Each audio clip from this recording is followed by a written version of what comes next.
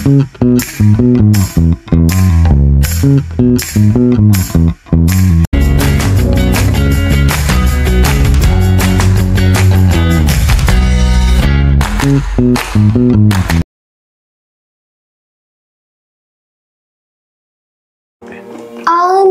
কি তোমার মতো এত ভালোবাসতে পারি? আমি কি তোমার মতো এত ভালোবাসতে পারি? আমি তো শুধুই নীরব পায়ে কাছে আসতে পারি। আমি কি শুধুই নীরব পায়ে কাছে আসতে পারি? আমি কি তোমার মতো এত ভালোবাসতে পারি?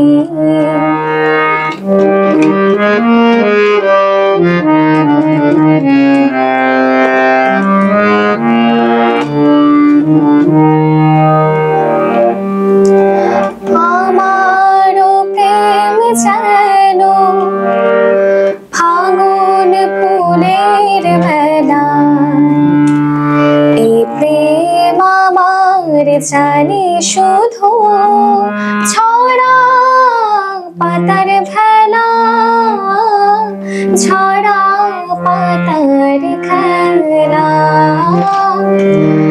আমি কি সহজে পরিচয়ের হাসি হাসতে পারি? আমি তো শুধুই নীরব পায়ে কাছে আসতে পারি।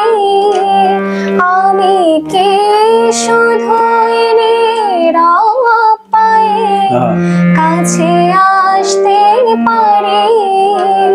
আমি কি তোমার মতো এত ভালোবাসতে পারি? আহা, বাহ বাহ বাহ বাহ। সবাইকে স্বাগতম সুরের গল্প অনুষ্ঠানে, সুরের আড্ডায়। আজকে আমরা যথারীতি আবার হাজির হয়েছি। আমাদের সাথে আছে লাইসা বিনতে কামাল। লাইসা, কেমন আছো? ভালো আছি স্যার, আপনি ভালো আছেন? হ্যাঁ, খুব ভালো আছি। গান বাজনা থাকলে আমি ভালো থাকি। লাইসা, এই সুরের সাথে তোমার জার্নি কবে থেকে? আসলে সুরের সাথে জার্নি একদমই ছোটবেলা থেকে, কারণ আমার বাসায় কেউ গান না শিখলেও ছোটবেলা থেকে আমি আব্বুর কণ্ঠে গান শুনে শুনে বড় হয়েছি। মানে এইখানে বলতেই হচ্ছে যে দেখো, যারা গান বাজনা করে, যারা গান বাজনার শিখতে যায় বা শিখতে চায় বা শেখার মধ্যে দিয়ে থাকে, তাদের আমি একটা জিনিস দেখেছি যে তাদের পারিবারিক একটা অ্যাটমসফিয়ার তাদের থাকে। সেই অ্যাটমসফিয়ারের কারণেই কিন্তু আসলে সুরের জায়গাটা তাদের রক্তে বইতে থাকে। সেই জায়গা থেকেই সঙ্গীত আসলে তার সঙ্গীতের প্রেমে পড়া এবং সঙ্গীতকে ভালোবাসা। তোমার ক্ষেত্রেও নিশ্চয়ই তাই হয়েছে।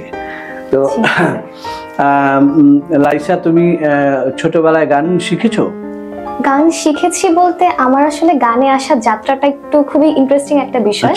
ছোটবেলা থেকে আমি আমার বাবার সাথে ডুয়েট গানগুলো করতাম। আচ্ছা। আমার আব্বু আর আমি দুজন মিলে তখনকার সময় যে আধুনিক ডুয়েট গানগুলো ছিল, আমরা গানগুলো একসাথে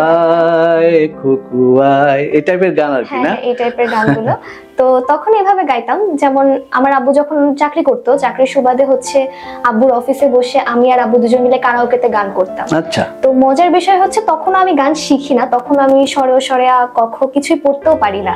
তো আমি আমার মতো করে গান গাইছি। ছোটবেলায় তো আসলে এত কিছু বুঝতাম না কোনটা কোন ধরনের গান, কারণ যেহেতু 4-5 বছর বয়স, তো আমি আমার মতো গান করছিলাম। তখন হঠাৎ করে আমাকে একজন এসে বলল যে তোমার আব্বু কোথায়? পরে আমি বললাম যে ওই যে আব্বু। তখন শুনলাম যে একটা অনুষ্ঠান হবে চ্যানেলে, ওই অনুষ্ঠানের জন্য আমাকে বলেছে একটা গান করার, সিলেক্ট করেছে। বাহ বাহ বাহ। তো তারপরে হচ্ছে আমার প্রথম মানে ওটা নজরুলের একটা অনুষ্ঠান ছিল। তো তখন আমার আব্বু মনে আছে আমাকে শুকনো পাতার নুপুর পায়ে গানটি মানে শেখাচ্ছিল। তখন এই উচ্চারণগুলো আমার জন্য খুব কঠিন ছিল, কিন্তু আব্বু আমাকে ধরে ধরে বসে বসে শিখিয়েছে। এই অনুষ্ঠানের পরে আর কি আমার মূলত গান শেখা শুরু। আচ্ছা, তো বাড়িতে যেহেতু গান বাজনার পরিবেশ ছিল এবং সঙ্গীতের একটা অ্যাটমসফিয়ার সবসময় তৈরি থাকতো, বাবা গান গাইতেন, তুমি শুনতে, তো সেখান থেকে তোমার ভেতরে কি সঙ্গীত করবে তুমি ভবিষ্যতে, বা সঙ্গীত তোমার ভালো লাগে, গান আমাকে গাইতেই হবে, এমন ধরনের কোনো বিষয় কি তোমার মধ্যে দানা বেঁধেছিল? আসলে এটা এখন বললে কতটুকু বিশ্বাসযোগ্য সেটা আমি জানি না, কিন্তু আমার ছোটবেলা থেকে ইচ্ছা ছিল যে আমি বড় হয়ে গানই করব। কারণ আমরা বিশ্বাস করছি, আমরা বিশ্বাস করছি। কারণ ক্লাস 4-এ থাকতে আমাদের একটি ম্যাগাজিনে লেখা হতো, তো ওখানে হচ্ছে সবাই লিখেছিল যে বড় হয়ে কে কি হতে চায়। তো ওখানে আমার বন্ধু বান্ধব সবাই লিখেছে একজন ডাক্তার হতে চায়, কেউ ইঞ্জিনিয়ার হতে চায়, তো আমি কেন জানি লিখেছি আমি শিল্পী হতে চাই।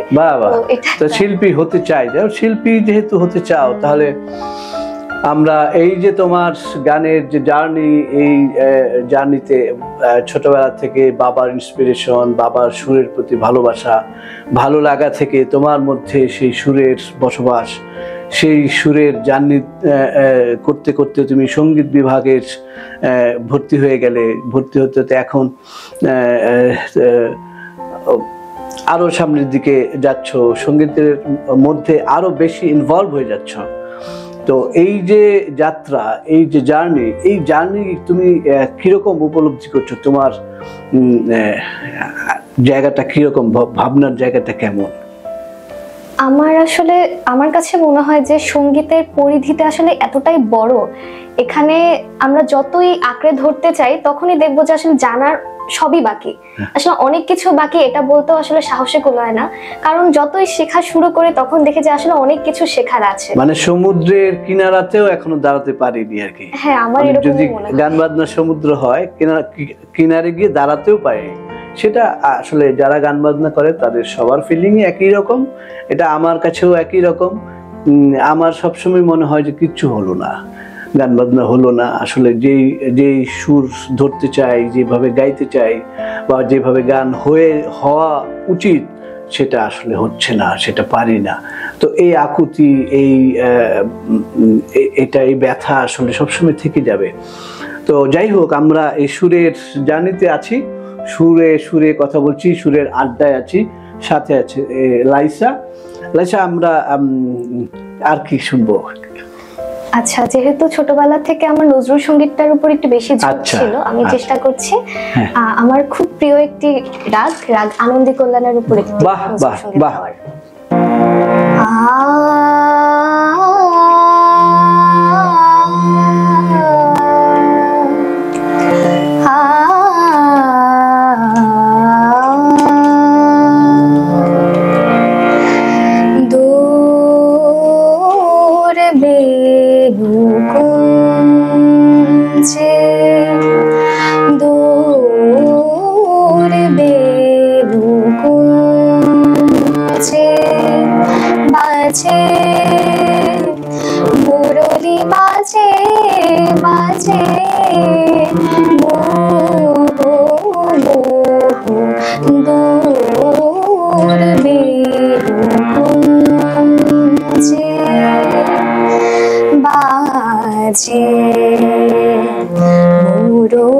মুরলি বাজে বাজে দূর বেলুকুঞ্জে,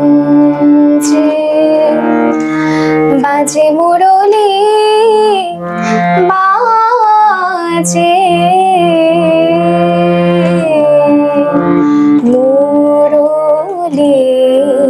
বাজে, যেন বারে বারে ডাকে আমারে, বাঁশরি আর মধু সুরে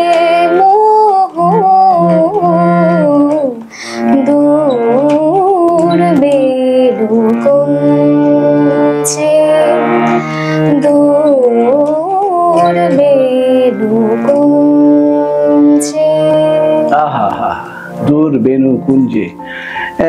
লাইসা, তুমি তো তোমার ডিসিপ্লিন তো মেজর হচ্ছে ক্লাসিক্যাল মিউজিক, তাই তো?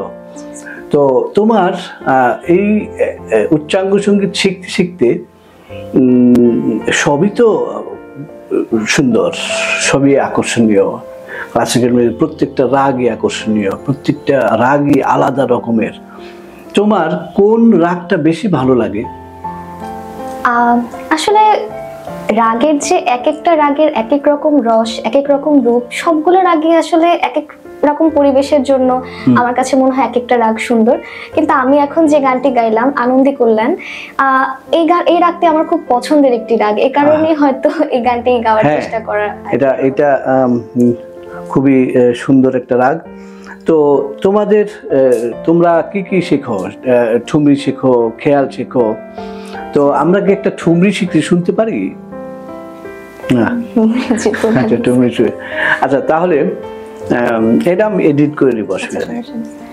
তো এই যে তুমি যে এখন শিখছো, তোমার ডিপার্টমেন্টে তুমি ক্লাসিক্যাল মিউজিক শিখছো, তোমার দিন কি করে কাটে বলো তো? আমার দিন কাটে আসলে, আমরা যারা গান করি আমরা যতটা ব্যস্ততার মধ্যে থাকি না কেন, একটা সময় আসলে খুঁজে বের করতেই হয় গানের জন্য। তো আসলে সারাদিন তো কাটে ব্যস্ততায়, ক্লাস থাকে, তারপর নানাবিধ কাজ থাকে, আমরা স্টুডেন্ট যারা আছি আমাদের টিউশন বা আদার্স অনেক কিছু থাকে অ্যাক্টিভিটিস। কিন্তু যাই করি না কেন আমাদের সকালটা শুরু হয় হচ্ছে গানের মাধ্যমে। একটু চেষ্টা করি যেখানেই যাই না কেন একটু তানপুরাটা শুনে যতটুকু পারি ওইটুকু করে। মানে সঙ্গীত তো 24 আওয়ার্স জব, মানে যেখানেই থাকি, যেভাবেই থাকি, যেখানেই যাই না কেন, সঙ্গীত আমাদের পিছু ছাড়ে না। সুর একটা অলওয়েজ মাথার মধ্যে নক করতে থাকে, আরে ওই গানটা, ওই সুরটা, কিভাবে এই সারগামটা এইভাবে কিভাবে যাব, যাই করছি, হয়তো কোথাও বাসে যাচ্ছি বা রিক্সায় যাচ্ছি, কিন্তু সব নক করছে যে এই সারগামগুলো এরকমই তো না? আসলে এরকমই অনেকটা। আর আমি বরঞ্চ মনে করি যে আমরা যারা সঙ্গীতের সাথে যুক্ত আছি আমাদের আসলে যাত্রা পথের যে মানে ঢাকা শহরের জার্নিটাও বিফলে যায় না। কারণ আমরা যখনই যাই, যেদিকেই যাই, হেডফোনে বা ইয়ারবাড যেটাতেই থাকি না কেন, আমরা মোটামুটি গান শুনতে থাকি। যত জ্যাম থাকুক আমরা শুনে যাচ্ছি বা আমরা গেয়ে যাচ্ছি মনে মনে। তো লাইসা, তোমার নিয়ার ফিউচারে তোমার আসলে সঙ্গীত নিয়ে কি ভাবনা? সঙ্গীত নিয়ে ভাবনা বলতে সঙ্গীতের সাথে থাকবো, সঙ্গীতের সাথে যুক্ত থাকবো, এটাই ইচ্ছা। এখন সেটা কিভাবে থাকবো সেটা আসলে মানে সেভাবে ভেবে উঠতে পারিনি। কারণ হচ্ছে কি, যখনই শিখতে যাচ্ছি মনে হচ্ছে আরো অনেক কিছু শেখা বাকি। প্রথমত আমার নিজের ইচ্ছা যে প্রথমে নিজেকে তৈরি করতে পারলে আমি আশা করি কিছু না কিছু একটা করতে পারবো। আপাতত ওই দিকটাই বেশি চিন্তা করছি। আচ্ছা, তো এই চিন্তা করতে করতে আমরা আরেকটা গান শুনে ফেলি। ঠিক আছে স্যার। এবারও একটি নজরুল সঙ্গীত গান।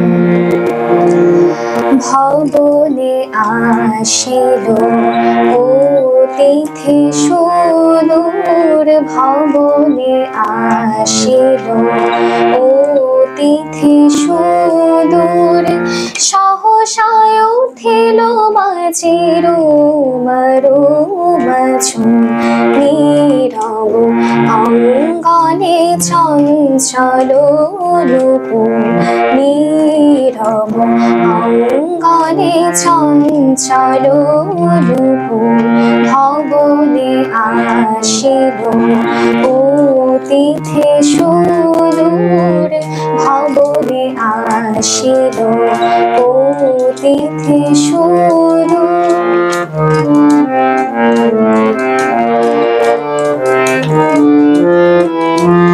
মোহ মোহ বন কোমলে,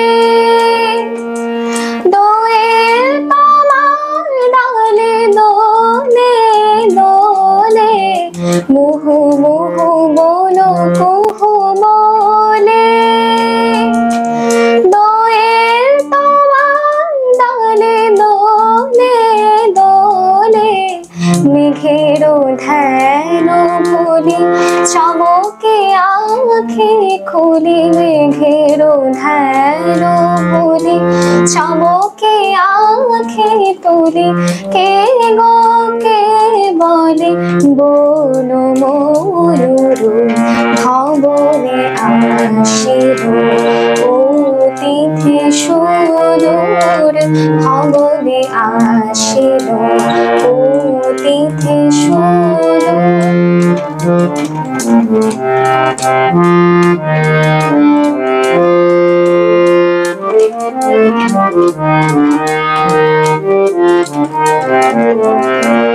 দাও ধুহিয়ারে চারা জোড়ায় সজল মেঘের শীতল চন্দন সজল মেঘের শীতল চন্দন কে দিলে বুড়ায়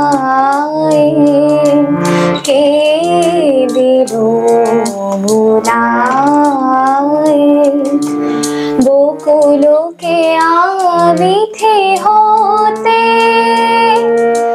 ছুটে এলো সমীরণ চঞ্চল স্রোতে চাঁদিনী নিশীথে আবেশে আলে চাঁদিনী নিশীথের আবেশে আলে মিলন তন্দ্রা তোর অলস নুপুর ভবনে আসিল অতিথি সুদূর ভবনে আসিল অতিথি সুদূর।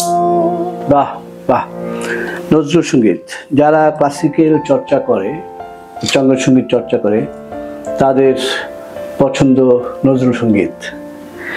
কারণ নজরুল সঙ্গীত গাইতে গেলে সুরের চর্চা করতে হয় বেশি। তার মানে এই না যে রবীন্দ্রসঙ্গীত গাইতে গেলে সুরের চর্চা করতে হয় না। সব গানেই সুরের চর্চার প্রয়োজন, এবং সুরের চর্চা যে করে তার গলার যে অর্নামেন্টেশন, গলার গায়কী, সেটা ডেভেলপ করে এবং সেটা আরও পরিশীলিত হয়। তো সুরের চর্চায় নিয়োজিত আছে আমাদের লাইসা। লাইসা দিনে দিনে আরও উন্নতি সাধন করুক, লাইসার জীবন সঙ্গীতময় হোক। লাইসাকে অনেক ধন্যবাদ, সে আমাদের এই সুরের আড্ডায়, সুরের গল্প অনুষ্ঠানে এসেছে এবং আমাদেরকে সময় দিয়েছে, সুন্দর সুন্দর গান শুনিয়েছে, তার সঙ্গীতের জার্নির কথা আমাদেরকে জানিয়েছে, কিভাবে সে সঙ্গীতকে ধারণ করে, কিভাবে সঙ্গীতের পথে সে বিচরণ করে এবং সঙ্গীতকে নিজের মধ্যে ধারণ করে এবং সঙ্গীতের পথে সে অনেক দূর পর্যন্ত যেতে চায়। তো আপনারা লাইসাকে দোয়া করবেন, আশীর্বাদ করবেন। যারা শুনছেন তারা লাইসা যেন আরো বড় জায়গায় যায়, বড় শিল্পী হয়ে ওঠে এবং সাথে একজন প্রকৃত মানুষ হয়ে ওঠে, সেই দোয়া যে আপনারা করবেন। আমার তরফ থেকে তো অবশ্যই সাপোর্ট থাকবে এবং দোয়া থাকবে। আমরা আজকে লাইসাকে স্টুডিওতে পেয়ে আনন্দিত। লাইসা, তুমি এই যে তোমার লিসনাররা যারা শুনছে বা শুনবে, তাদেরকে এই সঙ্গীত যে তুমি করো, এটা ভালো লাগা খারাপ লাগা এই বিষয়টা, বা সঙ্গীতের ভালো দিক বা খারাপ দিক, এই সব কিছু মিলিয়ে তোমার কিছু কি বলার আছে? আসলে আমি যতটুকু জানি, আমি যতটুকু উপলব্ধি করি, আমার কাছে মনে হয় যে সঙ্গীত হচ্ছে একটা জীবনযাত্রা, একটা কমপ্লিট লাইফস্টাইল। কারণ আমি মনে করি যে সাধারণ 10 জন মানুষের সাথে কিন্তু যারা সঙ্গীত করে তাদের জীবনে একটু হলেও ডিফারেন্স আছে, তাদের চিন্তা ভাবনা, তাদের চাল চলন, চলাফেরা, সবকিছুতেই আমি মনে করি যে কিছু ডিফারেন্স আছে। তো আমি মনে করি যে গান আমাকে সমৃদ্ধ, আমি কতটুকু সমৃদ্ধ সেটা আমি জানি না, কিন্তু আমি মনে করি সঙ্গীত যে কোনো মানুষকে আসলে সমৃদ্ধই করে, সমৃদ্ধ করে। এই কারণে আমি আমার আসলে এটুকুই বলার। খুব সুন্দর কথা। বয়স কম হলেও যে জীবনবোধ বা জীবনের আত্মিক যে উন্নয়ন, সেই উন্নয়নটা আসলে সব সময় যে গান খুব সুন্দর হতে হবে বা গান একদম সুপেরিয়র হতে হবে, নট নেসেসারি। সঙ্গীতকে ধারণ করা একটা বড় বিষয়। এই যে সঙ্গীতের মধ্য দিয়ে এই যে লাইসা যাচ্ছে এবং তার যে সঙ্গীতকে আত্মীকরণ এবং সঙ্গীতের প্রতি ভালো লাগা, ভালোবাসা এবং এই যে তার যাত্রা সঙ্গীতের পথে, এইটা তাকে বিশাল করুক এবং তার যে ধারণা, এই ধারণা সবার মধ্যে ছড়িয়ে পড়ুক। আজকে সকলকে আমাদের সাথে থাকার জন্য অনেক ধন্যবাদ। যাওয়ার আগে আমরা একটু গান শুনতে শুনতে শেষ করব আজকের মতো। টাটা।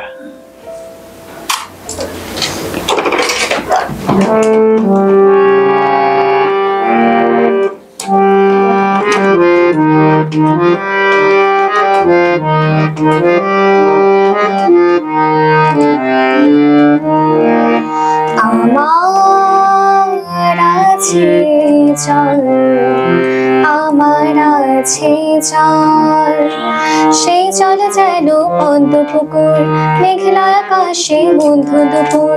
সেই জল যেন পদ্ম পুকুর, মেঘলা আকাশে বন্ধু দুপুর। অচেনা এক বনবাসী সুরে বিষাদে কোমল।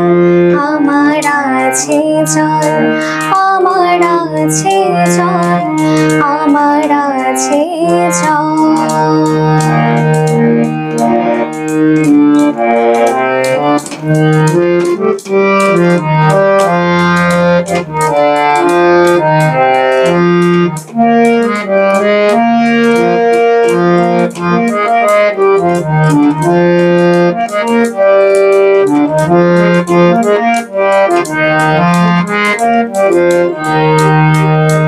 আমার একা সেই কালো দিঘি, একা আমি চলে নামি।